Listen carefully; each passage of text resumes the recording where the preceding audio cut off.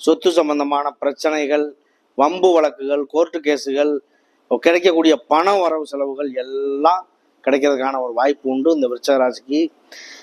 உங்களுக்கு 10ல் சுக்கிரன் இருக்காரு. தொழிலில் நல்ல முன்னேற்றங்கள் ஏற்பட வாய்ப்பு உண்டு. ஏற்கனவே தொழில் பண்ணிக்கிட்டு இருக்கீங்க அப்படின்னா அந்த தொழிலை மேன்மைப்படுத்துறதுக்கான ஒரு வாய்ப்புகள் உண்டாகும்.